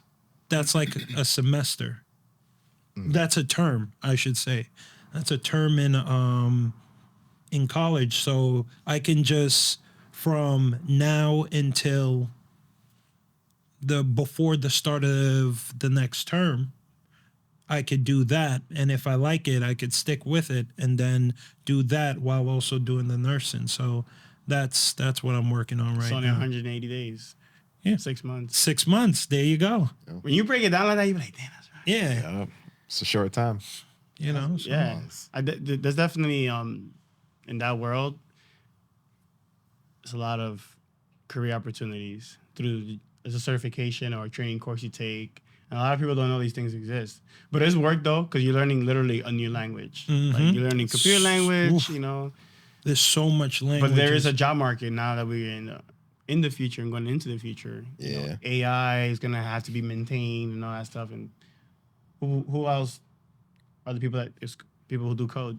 But once you know how to read that language, it's like sky's the limit. And everything, like, it makes you realize like everything is a form of code. Yeah. Like the TV, the microwave, cameras, everything is like a form of code. And once you like start understanding it, you can like, you know how they say the best way to like get above something is to go through it, like to understand it, so it just comes from like, I don't feel like I'm the most technologically inept person at the time. So I'm like, hey, the world where it's going right now, technology is going to be king. So And barbers.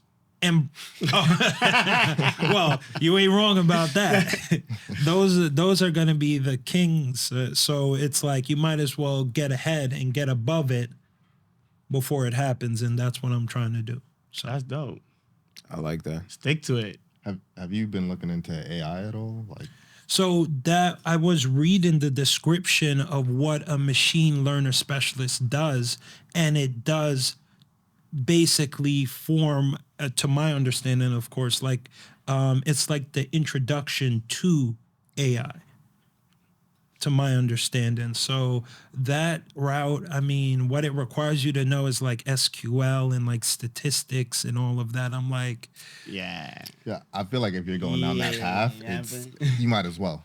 Yeah. I was thinking about just doing full stack because that's like front end and back end engineering, like software engineering. So it's like creating websites, creating apps, creating like projects and stuff like that, like dealing with. So I understand that, but like you got to understand with technology, the benefit of technology is that it makes people's lives easier, right? So things always tend to get democratized. So with AI, now they have no code app building, where you don't even need to know how to code to build an app. You could just use AI for it. Yeah. So I think if you're gonna go down that path, go down the AI path.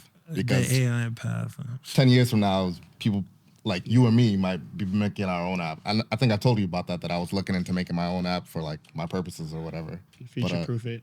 That's that's actually that's why I thought about the full stack engineer, because it's like, hey, one day I might want to make my own app, and now I know the know-how as to how to do it. But like I feel like I see what you're saying, and it's not that's something I would pursue. Like if I decide to like fully dedicate myself to that, that's just something I would normally go to, because it's like it's AI. And we already know how that's gonna end. Did you sign up for the newsletter? Did both of y'all sign up for the newsletter I sent you? Newsletter? Damn. I haven't signed up You gotta yet. check your Like email. yeah, I real did. loyal customers. But yes, I'm not opposed to learning about AI, but I do want to initially, I guess, put my foot in the door, because I know you mentioned the AI with the non-coding apps. But if I do want to create an app, I at least want to understand how it works. instead of getting AI to do it for me. Oh yeah, man. Do it. Don't give up. It's gonna take work. Anything you do is gonna take work, or anything that y'all do is gonna take work. You just gotta commit to it. I like that. It just takes work.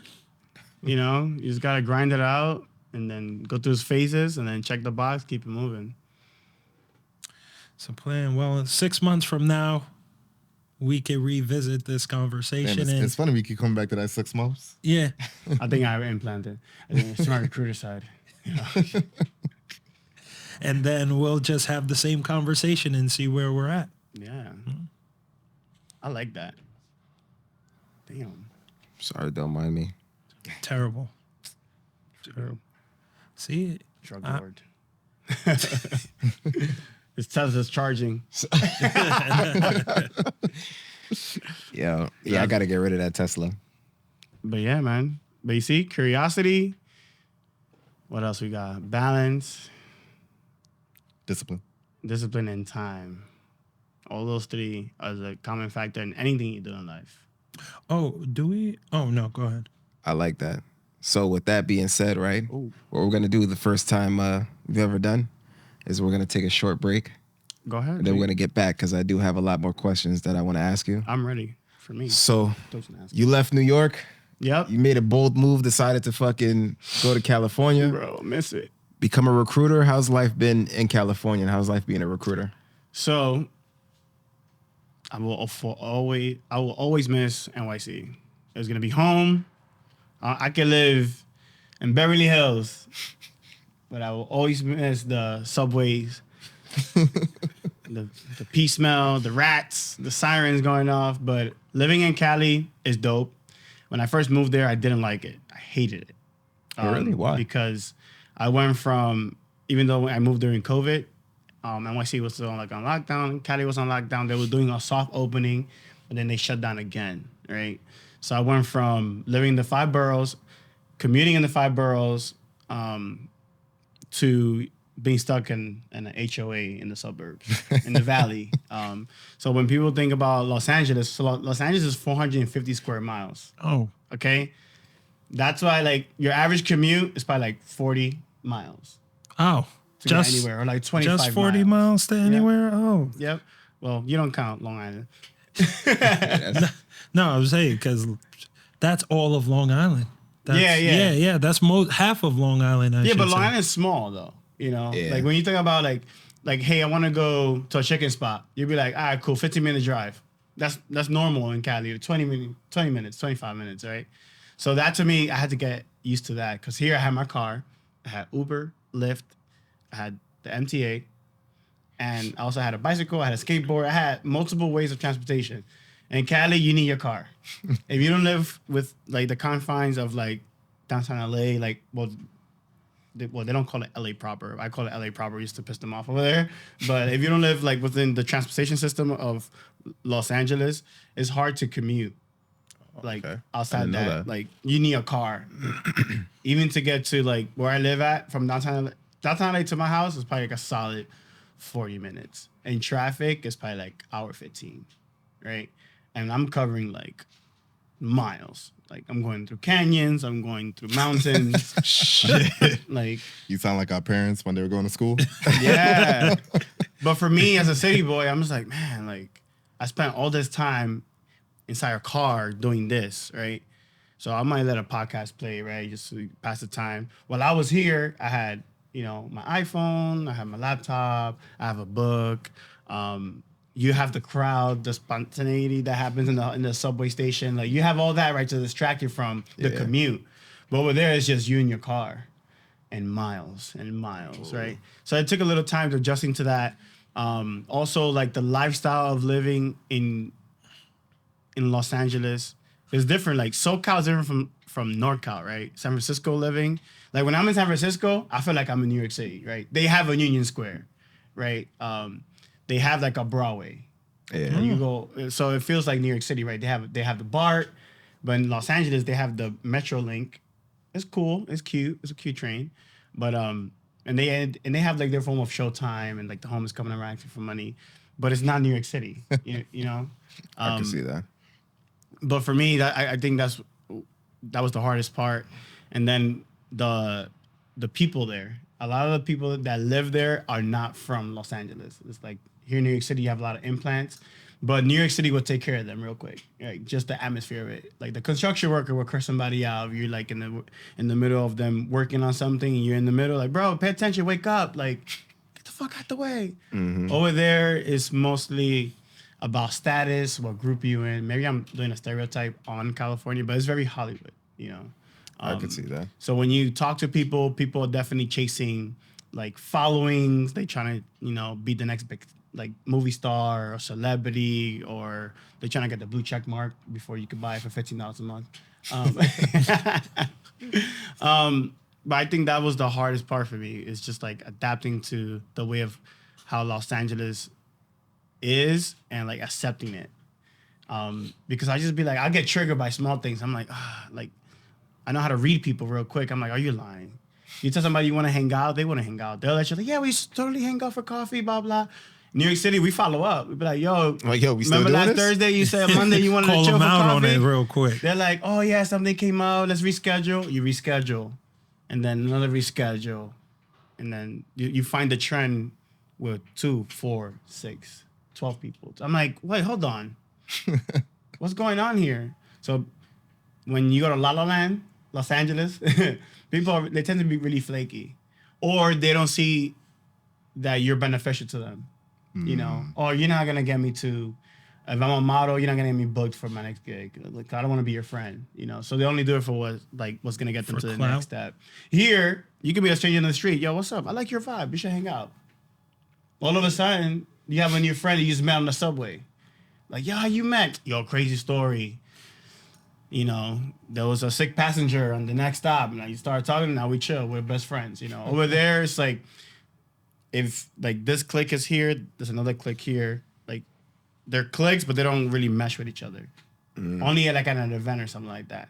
So to me, I was like, not California. I'm like, like it was hard for me to like really just adjust. But now 4 years in, I found my hub of people. Because during COVID you can't really talk to anybody, but now I could definitely say that I have different pocket of friends all over LA. You have to give it time to It's funny that you say that, because my question was, did you ever think about coming back at any point in time? Oh, every day. That's a fact. You still think about it? All day. All day. Oh man. If I could just take my living situation and put it here in NYC, I would do it. But because I love NYC. NYC is the capital city of the world, You heard? Huh? I said you heard? You heard? You already know the vibes. And that's the beauty of this city, right? Like, no matter where you go in the world, you could be in the North Pole to meet Santa. Where you from? NYC. I got a toy store there. You go to Los Angeles, you're from NYC. People, they like, oh, they put the garb like, oh, I wonder how you are. Like, where in NYC you from? Long Island? No, but it's just like that pride. Like, I'm happy to be from NYC, born and raised, especially from where the birth of hip hop came, the Bronx. That's dope. I can brag about that. So for some people, that's still a dream in their 30s, in their 40s. They don't even know what a New York City subway or like the smell of New York City is. They just know it based on like, Home Alone. Home Alone. They know New York City. They know New York City like by movies or like TV shows, Sex and the City, right? I know New York City because I lived it, breathed it. Now I'm living the Los Angeles lifestyle. It would be kind of cool to take a time machine and go back to how Los Angeles was back in the 90s, because I feel like I would like that Los Angeles. And I'm always seeking to go to the hood over there, because when you go to like Compton over there, like Inglewood, like some of these areas are getting gentrified, but like the hood. I'm from the hood. I can relate to this. You meet real people, because people in the hood, they're gonna keep it a buck with you. Like, y'all don't like you. So I was looking for that, like the authentic, like non-Hollywood experience. And then I found those people. They're cool, they're chill. Am I going to the hood to go chill? Of course not. But I know people that came from those backgrounds. I could be like, oh, you come from the struggle too. I could talk to you, but I worrying about like, oh, how many followers you got on Instagram? Oh, don't tag me because I don't look good in that picture. Oh yeah, I can see that. Here nobody cared about that. And I think that's I'm like, why you care about what you look like or who's around you, and the gossiping too. I don't like that. Like, oh my God, like that's big in Cali. I feel the gossip. People always in somebody's business. Here it's like, keep your name out of your mouth.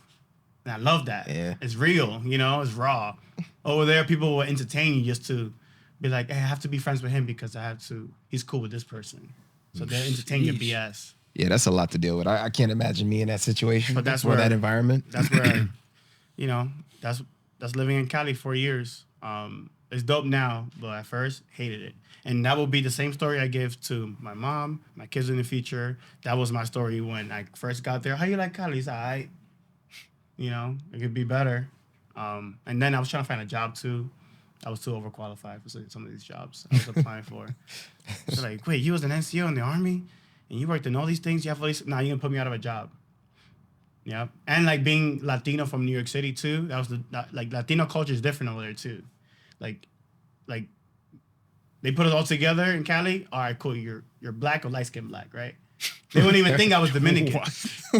Here you could pick. Oh, he's definitely Puerto Rican, Dominican, Colombian, something. But over there, they're like, as soon as they hear my accent come out, they'd be like, oh, okay, cool. Like you Puerto Rican or something like that, Dominican. Like, oh, okay.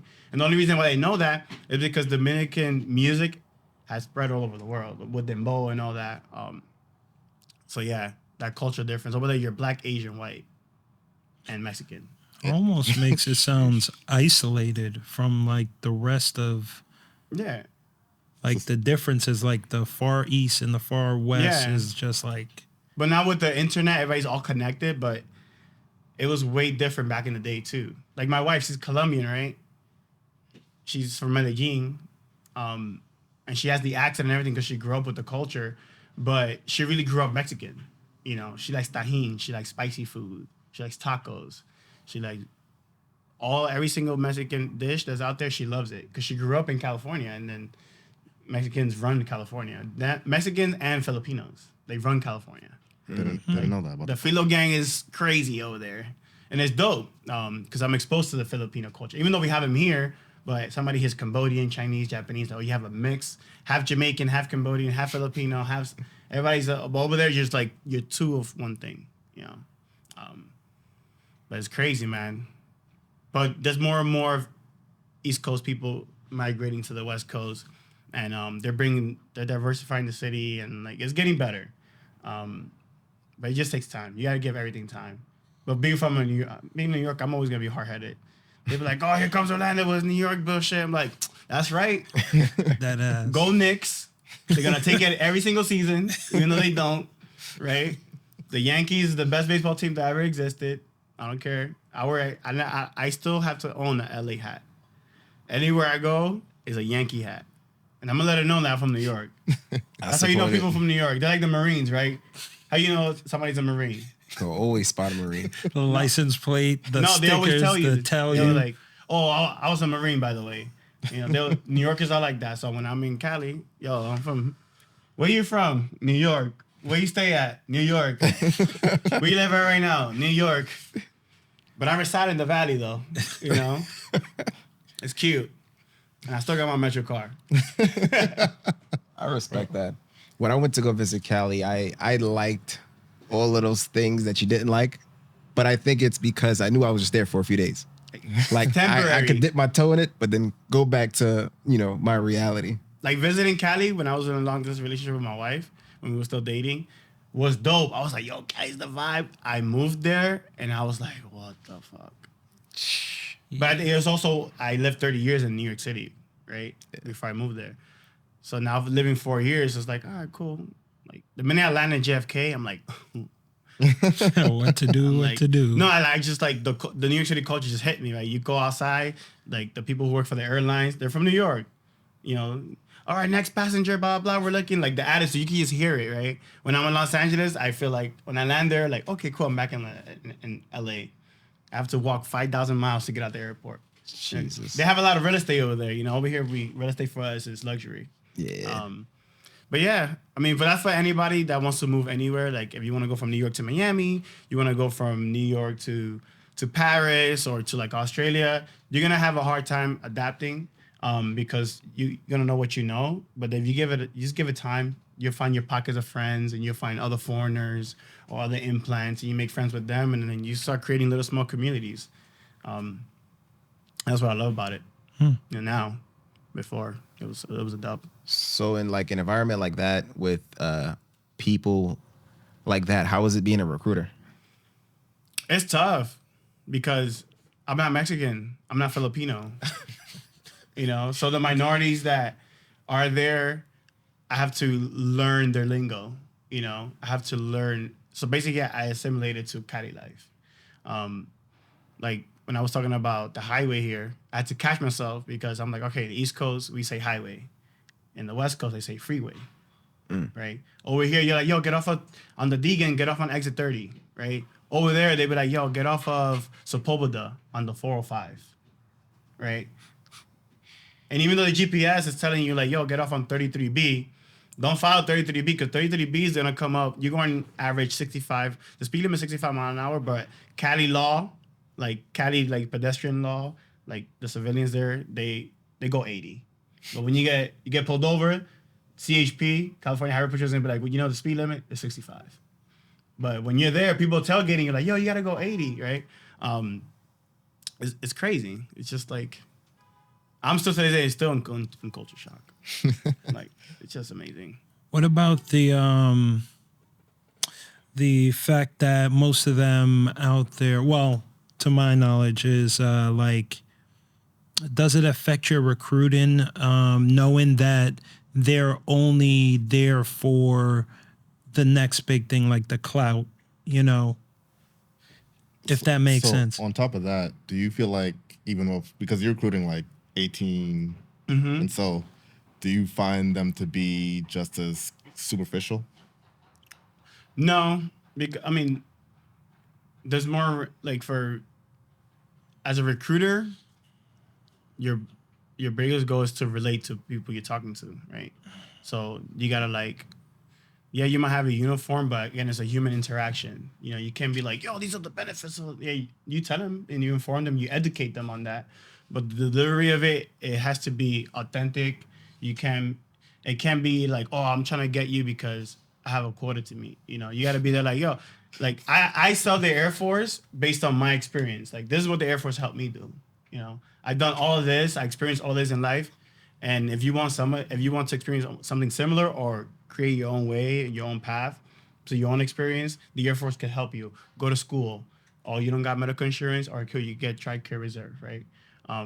But how can this organization help you out in your situation? Because everybody's situation, each applicant is going to be different. Mm-hmm. Some people need health insurance. Some people need education money. Some people are just looking for experience. Some people just want to serve, but they don't want to serve like active duty. They just want to be 1 week in a month, do the bare minimum, you know? So you have to like tailor the sell or the information to what that person wants to hear or what they need in their life. And then it all depends too, how you talk to a 17-year-old, 18-year-old is different how you're going to talk to now a 41-year-old who's mature, you know, and you're younger than them, but then you have to sell them on the Air Force and they're like, I want this, and that. So now you got to like coach them and like, you know, mentor them. Like, listen, I know you're an adult, you're fully grown, you got kids, wife, all that, but this is how the Air Force works. You have to humble them and be like, you want this is what you got to do. The Air Force is not going to change its way to meet your demand. It's what the Air Force, like, if we need helicopter mechanics, that's all we got to offer, then that's all we have. But if you want the Air Force uniform, you got to become a helicopter mechanic. And if you don't qualify for it, well, you know. Shit out of luck. Yeah, there's other branches, or you can wait it out. But then if you wait it out, you age out. If you wait it out, you might get hurt. If you wait it out, now you can't pass the ASVAB. So there's so many obstacles every day, every phone call, each applicant. So it's like it's a revolving door that's like going like on Superman pace. Like it just keeps going, and you just never know when something's just gonna spit out through an exit. And you're like, okay, cool. It's always a problem, but the approach to each applicant, each person, is unique. And being Latino and being multicultural, like with like life, I can relate and learn the language too. Like, you know, how I talk to my Mexican friends over there. I gotta use fool. Like for us, like say, yo, what's up, fool? It's like, whoa, bro. What is that? But over there, right? It's like, all right, he's one of us. You know? That's like if you join the army, you don't speak army lingo. If you don't say ho, it's like, oh, okay. Like people are like, yo, you don't, or like Marines say hoorah. In the Air Force, we don't say none of that. You'll see hear one high-speed person be like, oh yeah, who? I'm like, shut up, we don't do that here. That's true. Corporate. That's true. That's Bring in true. the juice. We're going golfing at 5 o'clock, tea time. Right? And I think that's where things get interesting, but it's unique and it's challenging because it's teaching me about myself too, being patient, how I could deliver my spiel to somebody. Like, oh, I only got 30 seconds. How to do that, you know, as a salesman. And recruiting is very challenging, but very rewarding. But when you see your applicants, come back from boot camp in uniform, it's like, oh, that's dope. Like that's your why. It's rewarding. Like, oh man, next thing you know, they become a lieutenant or they become a colonel. And let's say you help them. Like, I remember when you was just a little airman or a little private, right? Yeah. You're relating it to Army terms, so it's rewarding. It's just a lot of work, you know. But I like to work hard. As a creative, how has that influenced you being a recruiter? Because I see now that on social media, a lot of recruiters are trying to tap into their creative side. Mm-hmm. You know, I understand that it's a big market now, especially with this generation, with TikTok. You got a whole bunch of, what was it, Mill Talk? Yeah, Mill Talk, yeah. I'm sorry, like what? Mill Talk? You know about Mill Talk? I don't have TikTok, so I don't know. You don't have TikTok? No, I don't have TikTok. Damn. Yeah, I don't have TikTok, but I've heard of that. Shame on you. Shame on your family. Shame on your cow. How does that influence your work? So being a creative is easy for me. Being a recruiter, it has challenges, but it's fun, right? But like, merging those two, I get creator's block because you have to work within the confine of the organization, right? There's certain things I could do in my civilian page that I can't do in my recruiting page. Certain vocabulary you can't use. Again, the standard is always going to be there, and you're held to that standard. You got to uphold that, especially as a recruiter. You're the tip of the sword. You're the tip of the sword for the organization. Like the first interaction this person is having, of the Air Force is with you. Yeah. So if you come off like as a perp or as a criminal, it's not a good look, right? So that's why your uniform got to be sharp, haircut got to be, pristine, and then you got to be professional too, right? Now, if you see me in the civilian world, it's a whole different Orlando. I'm Sergeant Urena in uniform, Orlando Urena in civilian clothes, right? The hard part for me is merging those two as a citizen airman, right? Being in the Air National Guard, because that's the lifestyle I'm selling. So the way I influence people to get into this lifestyle is by like, hey, you can still be you, and you can still be in the military, you can still be professional, you can still be squared away, but you can still be free to do whatever you want. You go to school, you go walk your dog, but if you miss wearing the uniform or you crave that feeling of like, oh, I want to be G.I. Joe, you could do that, but it's hard to on social media to do it because I feel like I sell it better on my civilian page on Instagram than I do in my recruiting page. Because in my recruiting page, again, I go by the standard. Okay, you can use profanity, you can curse, you can put nothing that's sexually related. You got to make sure your uniform is squared away. So there's a lot of more pressure there, and it's like, so it shies me away. The recruiters that do it, that I see from other branches, I try to take ideas from them, but then it's like I get creator's block right away. I'm like, oh, I don't want to do that like that. Yeah. And then the Air Force, you can't use TikTok. We can't use it. Oh, you guys can't use TikTok? Yeah, it's a security thing, so we can't use Way TikTok. too much. But other branches are using TikTok, and there's a lot of attention. And the only reason why a lot of recruiters are pushing their content on social media is because the attention is there. Before it was you hit the streets with flyers and everything. Now the attention is on social media. So you might do a cool TikTok dance, and somebody might, oh, I want to be like this person just because of dance. Who knows? That might be the influence you need. But I do that better. I could present the Air Force better on my personal page because I blend both lifestyle. I could be like, all right, cool. Hey guys, I'm here at this school doing a presentation for a center of influence on about the Air Force. Benefits, lifestyle, 1 week in a month type of thing, right? Yeah. But then at 4:00, I log off and I take off my uniform. Hey, I'm Orlando. Now I'm going to the gym. I'm going to go to a coffee shop and walk my dog in Hipsterville, USA, right? And I'm Orlando. Oh, and by the way, I got a haircut appointment with a client at 6. But then I'm a husband at 8, right? So then I'm a big brother at 10. Calling out, You get to show them like a complete yeah, person. because that's the lifestyle they're gonna be living as citizen airmen. My Instagram page is only gonna sell what plane we got, what jobs we got, the benefits, all that. But on my civilian page, they can see both lives. Like this could be you too. When you take off the uniform, your first name, last name. Okay. You're gonna be a mom, you're gonna be a dad, you're gonna be you. So do you use your personal page as part of recruiting as well? Oh yeah, for sure. Okay. So what I do is I post content on my recruiting page, but then people are super good at stalking nowadays. All you have to do is Google somebody's name, because my name has Sergeant Urena / Orlando.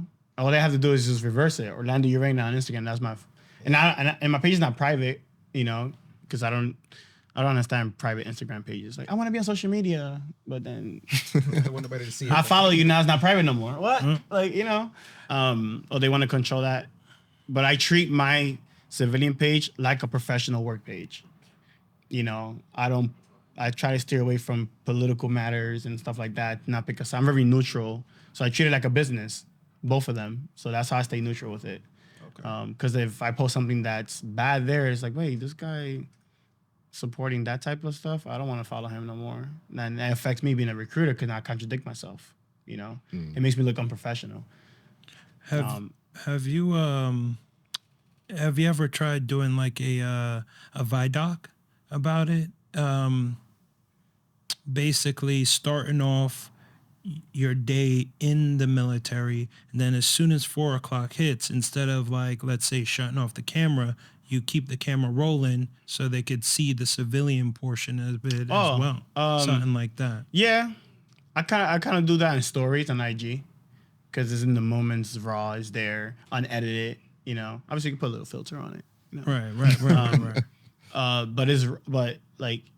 I thought about that, but then it requires more work. I got to do the production, the editing. Now it's on top of everything else that I have to do as a recruiter, now I have to do this additional task. I'm like, bro, I'm already washed. You know, that's fair. But there are some recruiters that do that though, that are out there. I'm actually have a video that I worked with Big Air Force is on USA Recruiting on YouTube, and they shot like a my home base thing, and I was part of that production. It was dope.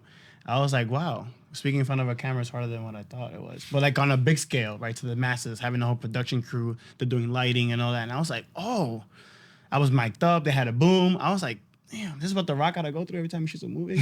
And mind you, my video was like 5-10 minutes, but yeah, I thought about it, different stuff. But tomorrow's tool might be different. You know, tomorrow's tools for us, social media might be AI. You know, it could be, you don't know what the next mass communication tool is gonna be. Right now it's IG, TikTok, YouTube, Yeah, that's true. Pinterest, LinkedIn, whatever that is. So what's the plans for now, like the future? Like, I know you're married. Don't get fired. Do you plan on continuing recruiting? Do you plan on having kids? What's the plan in life for business, personal? For recruiting wise or like Air Force wise, definitely career progression, rank up, get as many jobs I can get under my belt, responsibilities, obviously to become a better NCO, better sergeant, and just lead airmen and like inspire them like the NCOs that inspire me, right? All you gotta do is just follow the conveyor belt and see where you want to be within the organization and retire from it. Definitely gonna do my 20.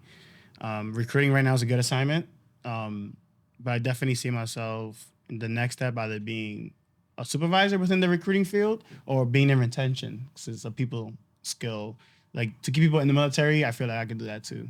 You know, but in civilian world, definitely trying to launch, you know, my own pop-up as far as barbering and coffee goes. I'm very passionate about those two things.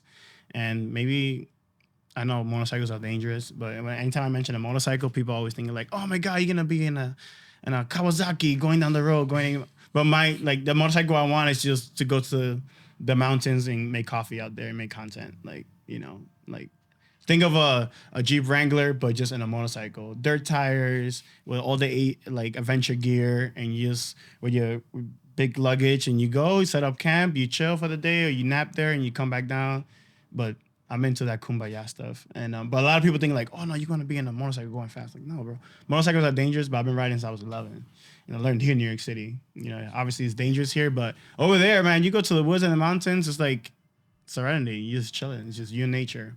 Then I have that luxury that I live in Cali, because I go to the city, go to the desert, or go into the forest, or go to the Alpines. Like Mammoth is 5 hours away, and it's like beautiful. Or you could go 2 hours north from where I'm at, and you'd be Palmdale, Lancaster area. That's where Edwards Air Force Base is at. It's like, you know, like Area 51 and stuff, and like all that secret squirrel stuff happens out there in the desert. But I have different environments I could put myself in. That's the beauty of California. Over here, like, oh, let's go to upstate New York. Nah, it's still a city, you know. But I think that's where I'm at. I think those are the goals. Start my own little business, rank up, and be a better airman throughout, and then blend both of those two lifestyles. So I could be like, yeah, I live my, you know, my part-time blue, full-time me lifestyle. Oh yeah. I like having just both, you know. Put both foot on two different things. Always. You gotta have more than one thing. Definitely. Always. I learned the hard way. Yeah. And I think that's my strength. I always have one foot forward. That's always been my strength. Okay. Yeah. So I got one more question to ask. Go. Before I ask, thought do you so, want that's to let people know where they can find you on social media? So you can find me on Instagram, Orlando Urena, or you can just type me up on Google. I'll pop up.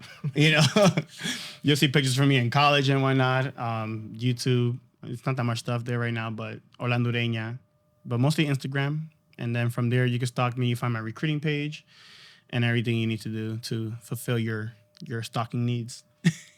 I'll also make sure to put them in the episode notes. Oh yeah. So that people can see that. Scroll deep. I've been on the gram since 2011 when it first got created. Yeah. Gee. Atlantic City, good times. So my final question to you is, if you could pick one moment one moment that you can say without a doubt, if that did not happen, you wouldn't be as successful as you are today, what moment would that be? Honestly, when that recruiter approached me playing handball at Orchard Beach in the Bronx, he was like, "Yo, come over here," and I was like, "Nah, you're not gonna lie to me and send me off to war." But he just kept it 100, authentic, and I feel like that honest approach set me up for where I'm at today. You know, I don't think my lifestyle would be the same if it wasn't for the military. So I have a lot to owe to the military for that, you know, even though sometimes things get tough there. But if it wasn't for that recruiter approaching me at the handball court when I was a lifeguard at Orchard Beach, I don't think I would have had the luxury of having my first car, paying off my student loans, saving money, you know, traveling. So I think that's a core moment right there. That little moment when I was 21 changed everything. Yeah, sophomore year in college. It's crazy. Yeah. Yeah. And he was the best recruiter in New York State. What's his name? I think he makes Sergeant Major. McKay? Sergeant McKay? I mean, He's out now. If you're a recruiter, you make Sergeant Major, you damn good. Yeah. He was like the best of the best. And when P90X, I made you myself now, was around, I used to go to his office and we would just kick it. And then, again, the same approach. That's how I recruit now. It's authentic. It's not fake. It's just me. I don't have to put on a different persona. And I feel that's what you need to do with just any human you interact with. Just be yourself. You don't have to change for anybody. They don't have to like you, but they will respect you. Amen. Well, we appreciate you for coming on the show. Yeah, thanks for having me. I appreciate you guys. For, always being your authentic self. Yeah. Thank you with the many talents that you have, you're never afraid to show people how to do the things that you do. Yeah. Got me into videography, photography. Eventually, he got into it. Yeah. So gave full me circle. a few haircuts, you know. Yeah, free haircuts over there too. I was your test dummy a few times. I want to thank you guys for your service too. Okay. thank you for your support. Thanks for having me. But ladies and gentlemen, that's the end of the show. Happy 80-20, happy Levicity, happy Hakuna Matata. Fuck being average, and we'll speak to you all soon.